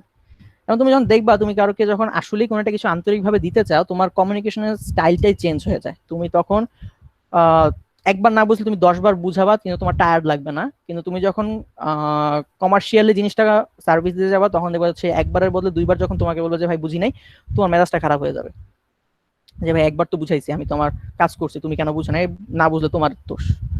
সো তার উদ্দেশ্য হচ্ছে তোমাকে সিলেবাসটা কনভে করে দেয়া, সে সেটা দিচ্ছে। স্টুডেন্টরা যারা মোটামুটি অ্যাটলিস্ট একটু নিতে পারতেছে নিচ্ছে, মেজরিটি স্টুডেন্টদের সাথে সে কানেক্ট হইতে পারতেছে না। কিন্তু তুমি যখন তোমার ফ্রেন্ডকে বুঝাইতে যাচ্ছ, তোমার ফ্রেন্ডের সাথে তুমি ইনস্ট্যান্টলি কানেক্ট হয়ে যাচ্ছ, তোমার ফ্রেন্ডটা তোমার কথাটা সাথে সাথে বুঝতেছে, আর সে তোমার সাথে, তুমি একটা জোন বানায় নিচ্ছ তার পাশে, যে কমফোর্ট জোন, যেটা আমি দেখবা যে আমি ক্লাসে একটা কমফোর্ট জোন বানায় ফেলি, যাতে তোমরা যাতে কোনো ভয় না পাও আমার সাথে কথা বলতে, যে ভাইয়ার সাথে কথা বলতে গেলে 2টা কথা চিন্তা করতে হবে, এটা যাতে তোমাদের না হয়। রেসপেক্ট অবশ্যই রাখবা, যখন কথা বলবো অবশ্যই তোমার চেয়ে আমি যেহেতু সিনিয়র, তুমি আমার যতই ফ্রি হও, তোমার একটা সার্টেন লেভেল অফ রেসপেক্ট আমার সাথে মেনটেন করতে হবে, যে হ্যাঁ ভাইয়ের সাথে স্ল্যাং ইউজ করতে পারবো না আমি, যেসব কথা ভাইয়া আমি আমার বেস্ট ফ্রেন্ডের সাথে শেয়ার করি ওগুলো হয়তো ভাইয়ার সাথে আমি ওইভাবে কমিউনিকেট করতে পারবো না, এইসব জিনিস অবশ্যই তুমি মেনটেন করবা। বাট এর পাশাপাশি আমি চেষ্টা করি তোমাদের একটা গ্রাউন্ড দিতে, যাতে তোমরা ওই ফিলিংটা পাও যে হ্যাঁ এখানে ভয়ের কিছু নাই। সো এর ফলে কি হয়, একটা লাইক কাইন্ড অফ আমি যদি বলি এমপ্যাথি, একটা গ্রাউন্ড ক্রিয়েট হয় এখানে, যার ফলে আমি যেটা বলি বা আমি যেটা কনভে করার চেষ্টা করি, তোমরা সেটা অ্যাটলিস্ট ক্যাচ করতে পারো। তোমার ফ্রেন্ডের সাথে যখন তুমি কমিউনিকেট করো, ওই মমতা দিয়ে কমিউনিকেট করো, এই কারণেই তোমার ফ্রেন্ড জিনিসটা ধরতে পারে। তোমার কি বলে, তুমি আমি যখন কমিউনিকেট করার চেষ্টা করি, আমি চেষ্টা করি যতটুকু পারি জিনিসটাকে অ্যাটলিস্ট নিজের ক্রাফট হিসেবে নেওয়ার, এবং এটাকে ওইভাবে সার্ভিসটা দেওয়ার। এটা আমি সব জায়গায় করি, আমার ইভেন কাজের ক্ষেত্রেও করি, আমি যেটাই করি আমি চেষ্টা করি এটার মধ্যে মমতা অ্যাড করে দেওয়ার, যে কাজটার সাথে যাতে আমার ভালোবাসা অ্যাড হয়ে যায়, তাহলে আমার কাজটা সবচেয়ে আউটপুটটা সবচেয়ে সুন্দর দিবে। এখন আসি টিচারের ক্ষেত্রে, যে টিচাররা কমার্শিয়ালি একটা রেস্টুরেন্ট যেভাবে ফুড বানায়, একটা টিচারও সেভাবে তোমাকে লেকচারটা দিচ্ছে, এই কারণে তুমি টিচারের কথা ক্যাচ করতে পারতেছো না। So that's the explanation I have, যে কেন টিচারের কথা তুমি ধরতে পারতেছো না, কিন্তু তোমার ফ্রেন্ড একটা বুঝাইলে ধরতে পারো। এটা আসলে খুবই ডিপ লেভেলে চিন্তা করলে জিনিসটা আছে, সারফেস লেভেলে যদি আসে, সারফেস লেভেলে হচ্ছে তোমার ফ্রেন্ডের সাথে তুমি ফ্রি, এই কারণে সে তোমার কথা ভালো বুঝতেছে, টিচারের সাথে ফ্রি না এই কারণে সে ভালো মতো বুঝতেছে না। বাট ডিপ লেভেলে গেলে ওই ওই কথাগুলো, মমতার কথা, এমপ্যাথির কথা, ভালোবাসার কথা, কাজের প্রতি আন্তরিকতার কথা, ওগুলো চলে আসে আর কি, যেটা হিউজ একটা ল্যাক আমাদের এডুকেশন ইন্ডাস্ট্রিতে আছে। এই কারণে তুমি যেই এত রাস্তা পার হয়ে যেই আসলে ধাক্কাটা খাইলে এখন সিএসসি তে, ওই ধাক্কাটা আসলে পোহাইতে হচ্ছে। এনিওয়ে, আমার অ্যানসারটা কি পাইছো, যে কি কেন জি কাহিনী? ভাই, এটা একটা বড় কথা, যেটা আপনি যে পয়েন্টটা বলছেন ভাই, এটা ঠিক আছে ভাই। আরেকটা পয়েন্ট আছে ভাই, যেরকম ফার্স্ট সেমিস্টারে আসে আমার হেড স্যার, আমি জানি না সে হেড স্যার, আমি জানি আমাদের পড়াই, তো সে স্যারের সাথে আমার ঝামেলা হয়েছে, মানে স্যারকে দেখে মানে বুঝছে আমি যে স্যার অনেকটা জানে, কিন্তু স্যার সে সার্ভিসটা দিচ্ছে না। তখন স্যারকে আমি বলছিলাম, স্যার আপনি তো এইভাবে করলে পারতেন, তো ডেভিড মিলার নামে এক স্যার আছে, আপনি সেদিন কিছুদিন আগে দেখাইলেন, তো ওই স্যারের CS50 আমি কোর্সটা অনেক আগে করছিলাম, তো স্যারকে বললাম স্যার আপনি তো এইভাবেও নিতে পারেন। স্যার বলতেছে স্যার তখন বলতেছে আমি 2016 না 17-তে স্যার বাংলাদেশের সেরা টিচার হয়েছিল। হ্যাঁ। তারপরে আক্তার স্যারও একবার হয়েছিল, দেখছিলাম আক্তার স্যারের প্রোফাইলে। হুম হুম। তো স্যার বলতেছে আমি সেটা দিতে পারবো কিন্তু স্টুডেন্টরা সেটা নিতে পারবে না, ক্লাসের যতজন বসে আছে। এটা হয়তো স্যার বলছে না, হ্যাঁ স্যার পরে কথাটা অফিসে মানে ঝামেলা হয়েছিল। কথাটার কিন্তু ভ্যালিডিটি আছে। আমি জানি যেরকম না তুমি স্যারকে কিভাবে দেখো, বাট স্যারের টিচিং স্টাইলটা ধরতে আসলে এখানে আবার স্টুডেন্টের কিছু রেসপন্সিবিলিটি চলে আসে, যে জি ভাইয়া স্যারের ঠিক। টিচিং স্টাইল সবাই ধরতে পারে না। স্যার খুবই দ্রুত পড়ায়, স্যার খুবই হাই লেভেলের জিনিসপত্র দেয়, খুব মানে খুবই এনথুয়াজিস্ট ভাবে ক্লাস নেয়। সো তার টিচিং স্টাইল খুব গুটি কয়েক পোলাপান আমরা ধরতে পারতাম, এই কারণে স্যারকে আমরা এত ভালোবাসি। কিন্তু অনেকেই পারে না। আচ্ছা ঠিক আছে, ফলো প্যারা নাই, ঘুরে আসো। সো এখন ডিপেন্ডস এভাবে আসলে। আমার আক্তার মাহমুদুর রহমান স্যারের পরে যে যে মানুষটাকে আমি সবচেয়ে বেশি পছন্দ করি ইউনিভার্সিটি, সে হচ্ছে আক্তার স্যার। এই যে ওপিতে আমি পড়াচ্ছি, ওপি নলেজ গুলো স্যারের কাছ থেকেই পাওয়া। বাট এনিওয়ে, একজন মানুষের পরিচয় এক একজন মানুষের কাছে এক এক রকম।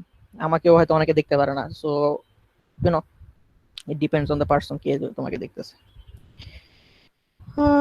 যাক গে, সো অনেক কথা বললাম। তো তোমাদের হয়তো ভাত টাত খাওয়ার সময় হয়ে গেছে। আর হচ্ছে যেটা, যে ডিল করো, কিছু করার নাই, দিস ইজ লাইফ। ভাইয়া আমাদের আর কয়টা ক্লাস নেবেন? আমি আর হয়তো দুইটা এট মোস্ট, আমার ইচ্ছা আছে দুইটা ক্লাসের মধ্যে, নেক্সট ক্লাসের মধ্যে তোমার ওপিটা র‍্যাপ আপ করে লাস্ট একটা সমাপনী ক্লাস নিয়ে জিনিসটা ক্লোজ করে দেয়। সো তোমাদের হয়তো বা আর দুইটা ক্লাস যদি হয়, তোমাদের 17 তারিখ পর্যন্ত হয়তো ক্লাস যাবে। 17 তারিখের পরে আর নিব না আমি, এট মোস্ট 24 তারিখের পরে আর যাবে না, এটা শিওর থাকো। ভাইয়া আমি গতদিন একটা ক্লাসরুমে কোশ্চেন দিয়েছিলাম, পরে আবার রিমুভও করছি। কোশ্চেনটা ওপি নেই, আমি যদি একটু বলতাম 2-3 মিনিট। বলতে পারো। এখানে একটা খুব সুন্দর পয়েন্ট লিখছে মাহফুজুর রহমান, আমি এটাতে একটু একটু ডিসকাস করবো। এখানে একটা খুব মজার একটা জিনিস শেখার আছে। টপিকটা ভাইয়া কাপলিং নিয়ে। তো আমি কোড করতে এসে আমি দেখলাম যে আমার অনেক জায়গাতেই মানে টাইট কাপলিং হয়ে যাচ্ছে, যার ফলে পরবর্তীতে এটা নিয়ে কাজ করতে গেলে একটা জায়গায় চেঞ্জ করলে পুরো কোডটাই আবার বিভিন্ন জায়গায় চেঞ্জ করতে হয়। হুম হুম তো হুম। ভাই আমি অনলাইনে কিছু মানে গিটে সার্চ দিলাম, যেরকম আমি যখন পাইথন শিখতেছিলাম তখন দেখা যায় পাইথন নিয়ে যারা ভালো কোড করে তাদের কোড দেখতাম, যে তাদের কোড স্টাইল কেমন, তারা কিভাবে জিনিসগুলো করে। কিন্তু পাইথনে ভাইয়া মানে ওপির এই ঝামেলাগুলো নাই, জাভাতে যেটা কে বলছে খুব তোমারে? বেশি আছে। গতদিন কে সেদিন আমি বলছে বলছিলাম তোমারে? যে জাভা তো প্যারা ভাই। তুমি তে আসলে ভাই পাইথনে কিছুই দেখো নাই। ভাইয়া ঠিক আছে, কিন্তু জাভার সাথে পাইথনের সাথে যে কানেকশনটা হয়েছে না, মানে অভ্যাস একটা হয়ে গেছে। এই জাভার সাথে এখনো হয়নি, যেটা হয়তো আপডেট জাভার সাথে হয়ে গেছে। হ্যাঁ, তোমরা আসলে জাভা আর পাইথনের কম্পারিজনটা এখন করতে পারবে না। এখন তোমাদের কাছে অলওয়েজ জাভাটা খারাপ মনেই হবে, না স্বাভাবিক। ভাইয়া এটা বিষয় না, কারণ এটা ফার্স্টে মনে হতো, কিন্তু জাভা অনেক দিক থেকে পাইথনের থেকে অনেক ভালো। আবার ইয়া, পাইথনও অনেক দিক থেকে জাভার থেকে অনেক ভালো। ইয়েস, যেরকম দুইটারই সি ল্যাঙ্গুয়েজও কিছু ক্ষেত্রে জাভা কিংবা পাইথনের থেকে অনেক আগায়। ভালো, ইয়েস। সো ওইটা যেরকম যার যার স্ট্রেংথ আছে, উইকনেসও আছে, নাহলে সবাই টিকতে পারতো না। জি ভাই, কিন্তু আমি শিকার বিষয়টা যদি ভাই একটু আমাদের ক্লিন কোড দেখাইতেন, যে ওকে, কিছু ক্লিন করতে আমি নিজেও পারি না। বড়, যে এখানে কাপলিং গুলো কিভাবে রিডিউস করা যায়, কিভাবে ইয়ে করা যায়, মানে এটা একটু অ্যাডভান্স লেভেলে, কিন্তু হুম, যদি একটু সম্ভব হতো আপনার। ওইটা আপাতত আমার মনে হয় না প্রয়োজন আছে। প্রথম কথা, দ্বিতীয় কথা হচ্ছে ওইটা দেখানোর ইচ্ছা যদিও আমার মনে ছোট করে আছে, বাট ওইটা দেখাইলে যেটা হবে, তোমরা ধরতে পারবা না। আর হচ্ছে যে আমারও নিতে একটা এফোর্ট দিতে হবে। সো জি ভাই, এটা মনে হয়েছে আমার, মানে ওই গিটে দেখতেছি এফোর্টটা, যে সবই তো এক, কোনটা হ্যাঁ, ক্লিন কোড কোনটা নরমাল কোড। আমার কোডও তো একই কাজই করছি, ক্লিন কোড হচ্ছে একই আছে, যারা বড় বড় প্রোগ্রামার। ক্লিন কোডে অনেক কনসেপ্ট আছে যেটা তুমি হয়তো আপাত দৃষ্টিতে দেখতেছো না ইন্ডাস্ট্রি। আমি যে ক্লিন কোড খুব ভালো করে জানি না, আমার একটা ক্লিন কোডের বই আছে, তো বইটা পড়তে হবে, আমি ঝুলা রাখছি। সো ক্লিন কোডিং প্র্যাকটিসটা মাথায় রাখো, যে ক্লিন কোড নামে একটা জিনিস আছে, একটু রাখলেই হবে। যখন ইন্ডাস্ট্রিতে আসো তখন আস্তে আস্তে ক্লিন কোড নিয়ে পড়াশোনা করো। তুমি জুনিয়র লেভেলে তোমার কোড অনেক ক্লিন হবে, এটা কেউ এক্সপেক্ট করে না। সো এটা নিয়ে আপাতত মানে এত স্ট্রেসড হওয়ার কিছু নেই। তুমি আপাতত প্রোগ্রামিং ভালো মতো শেখো, ফান্ডামেন্টাল কনসেপ্ট গুলো, বুঝতে পারছো? জি ভাইয়া, এই ক্লিন কোডে একটা বই আছে রবার্ট সিলি মার্টিনের, ওইটা কিছু পেজ পড়লাম পরে। আছে। এখন বুঝতে পারি না। কোর প্রোগ্রামিং এ ফোকাস করো, তুমি 5th সেমিস্টারে আসছো কোর প্রোগ্রামিং মানে আমার একটা ফ্রেমওয়ার্ক আছে, ফ্রেমওয়ার্কটা তোমাদের সাথে শেয়ার করি। ফ্রেমওয়ার্কটা সেটা হচ্ছে যে ইনিশিয়ালি যদি তুমি ফার্স্ট সেমিস্টারে আমি জেনারেলি ফোর্থ ইয়ারের স্টুডেন্টদের সাথে মানে একটু ওদেরকে গাইডেন্স কম দিই, ওরা কোনো পার্টিকুলার কোশ্চেন নিয়ে আসলে তখন আমি ওদেরকে বলি যে আচ্ছা এটা এইভাবে করো, কিন্তু ওদেরকে বলি না যে তুমি এটা করো, গিয়ে বলি না যে তোমার এটা করা উচিত, কারণ ওদের আর সময় নেই ওইটা দেখে করার। ওরা এখন কিছু না কোনো পাতে আছে, ওই পাতে কোনো সমস্যা হলে ওই পাথের সমস্যাটা আমার সাথে ডিসকাস করলে আমি ফিক্স করে দিতে পারবো, বাট ওদেরকে আমি নতুন কোনো পাথ সাজেস্ট করি না। কিন্তু যখন ফার্স্ট ইয়ার বা সেকেন্ড ইয়ারে তুমি থাকো তখন তোমাদেরকে আমি কিছু সার্টেন পাথ সাজেস্ট করি, যেগুলো তুমি যদি ডাইভালজ করো বিপদ সামনে আসতে পারে। সো যে ফ্রেমওয়ার্কটা আমি বলি, যেটা আমার কাছে মনে হয় ইফেক্টিভ, নট এটা যে একমাত্র ফ্রেমওয়ার্ক এরকম না, বাট ইফেক্টিভ যেটা সেটা হচ্ছে প্রথম 2 বছর ইউনিভার্সিটিতে তোমাকে খায়া না খায়া ভালো মতো প্রবলেম সলভিং করতে হবে, ডেটা স্ট্রাকচার শিখতে হবে, অ্যালগোরিদম শিখতে হবে। প্রথম 2 ইয়ার হবে এটা, প্রথম 2 ইয়ার। তারপরে 7 সেমিস্টারে এসে তুমি চুজ করবা যে ভাই এখন তুমি কি করতে, তোমার যদি কম্পিটিটিভ প্রোগ্রামিং বা প্রবলেম সলভিং বা ডেটা স্ট্রাকচার ভালো না লাগে, লাগলেও করতে হবে, না লাগলেও করতে হবে, কোনো কথা নাই, করতে হবে মানে করতে হবে, দ্যাটস ইট। এখানে ক্লিন কোড বা তুমি বলো ওয়েব ডিজাইনিং এগুলো নিয়ে যদি সময় নষ্ট করো তাহলে তোমার সামনে বিপদ আসতে পারে। লাইক মানে খুবই প্রবাবল, আনলেস তুমি এগুলোতে খুবই ভালো, তুমি যদি ওয়েব ডিজাইন করো ওকে, কিন্তু খুবই ভালো হইতে হবে তোমাকে।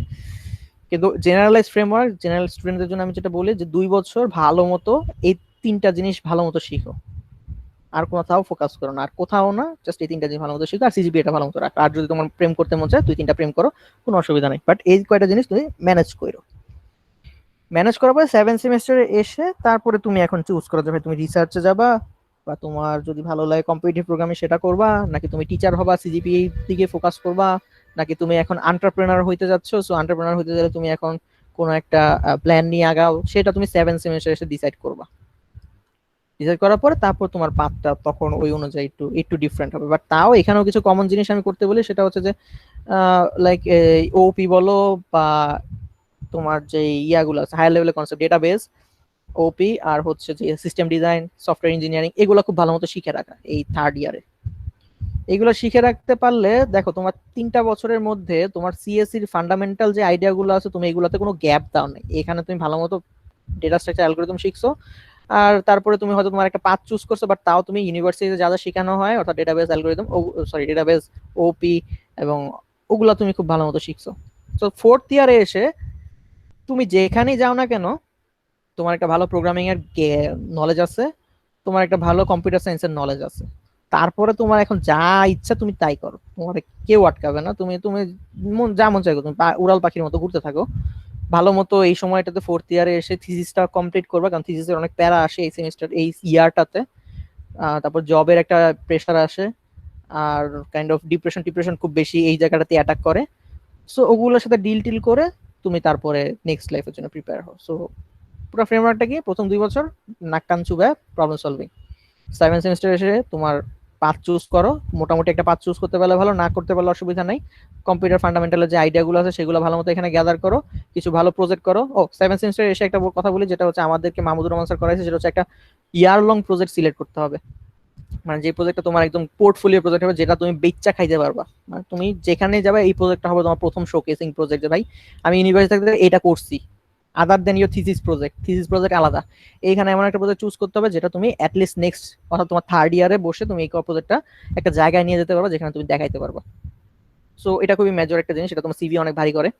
সো এটা করবা এবং ওই থার্ড ইয়ার এমনি কাটাবা, একটা শেষে গিয়ে একটা টাইটেল চুজ করবা, টাইটেল চুজ করে টাইটেল দিবা, তারপরে ফোর্থ ইয়ার তুমি যা মন চায় তাই করো, তুমি যেই প্যাশনটা চুজ করছো এখানে সেই প্যাশনটা নিয়ে আগাবা, আর তোমার থিসিসের কাজ করবা।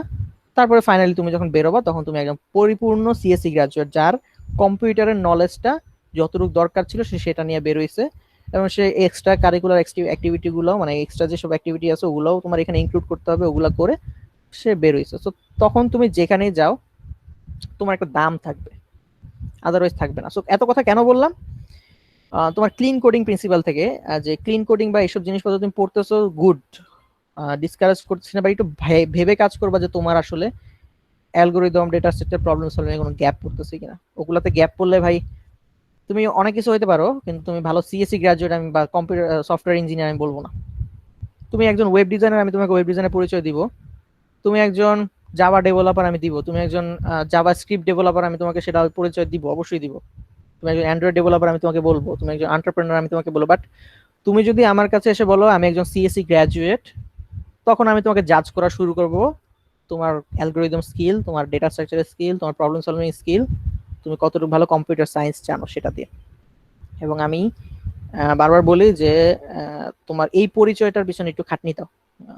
সো অন্য পরিচয়গুলোও নার্চার করো, বাট এই পরিচয় যে তুমি যে নিজেকে সিএসসি গ্র্যাজুয়েট হিসেবে মানুষের সামনে প্রেজেন্ট করবা, তখন যাতে লজ্জায় পড়তে না হয়। তখন যদি তোমাকে কেউ বলে যে তুমি কি ভালো অ্যালগোরিদম পারো, তুমি যাতে এটা বলতে না হয়, যেটা মেজরিটি পোলাপাইন বলে যে না পারি না, ইভেন একটা সি দেওয়া ভালো একটা লুপও লিখতে পারে না, এমন মানে প্রোগ্রামিং পারি না। একজন সিএসসি গ্র্যাজুয়েট কিভাবে বলে যে আমি প্রোগ্রামিং পারি না, আমার মাথায় কখনো খেলে না জিনিসটা। এন্ড আমি এখনো জিনিসটা প্রতি যে খুব ভালোভাবে দেখি জিনিসটা এরকম না যে একজন সিএসসি গ্র্যাজুয়েট কেন বলবে সে প্রোগ্রামিং পারে না। তাহলে তো সে তো সিএসসি গ্র্যাজুয়েটই না, সে বেসিক্যালি অন্য কিছু হতে পারে। সে হ্যাঁ, সে অ্যান্ড্রয়েড ডেভেলপার হইতেই পারে, সে ওয়েব ডিজাইনার হইতে পারে, কিন্তু সে সিএসসি গ্র্যাজুয়েট না। সে যদি প্রোগ্রামিং ভালো না পারে, he is not a CSC graduate. Anyway, এত কথা বলার উদ্দেশ্য যে তোমার ডিসিশন যেটা নিচ্ছ নাও, কিন্তু একটু ভেবে নিবা যে এখন আমি যেটা আমার থার্ড ইয়ার বা ফোর্থ ইয়ারে করার কথা, সেটাকে আমি এখন করে আমার এখন যেটা করার উচিত সেটা নষ্ট করতেছি কিনা, এটা একটু ভাববা।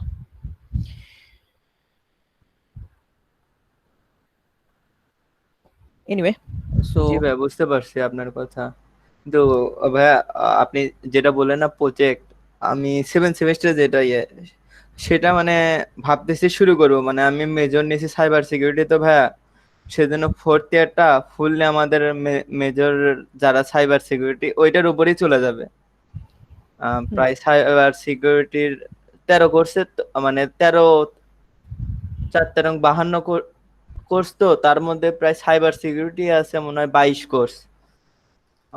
তাই ভাইয়া মেজর সময়টা আসলে ইয়েটা তোমাদের সফটওয়্যারের যে ফ্রেমওয়ার্কটা, এটা সম্পর্কে আসলে আমার খুব একটা আইডিয়া নাই। তাই আমি যে ফ্রেমওয়ার্কটা দেখাইছি এটা সিএসসি গ্র্যাজুয়েটের জন্য খুব বেশি অ্যাপ্লিকেবল। জি ভাই, বুঝছি।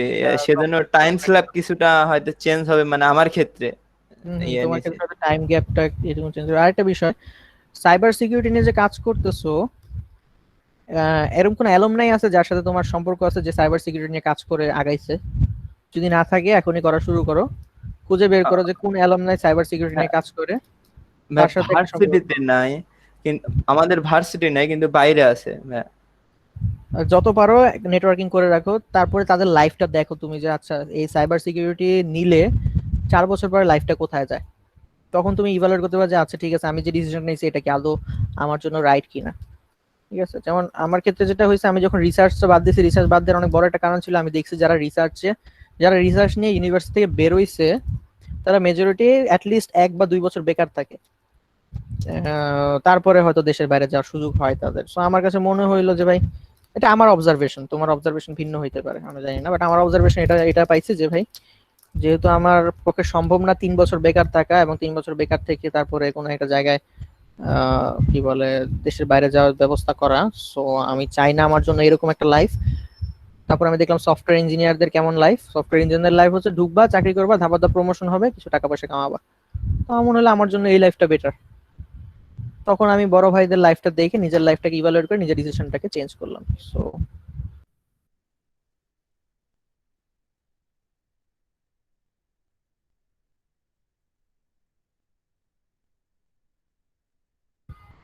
হ্যাঁ, সো দিস ইজ ইট।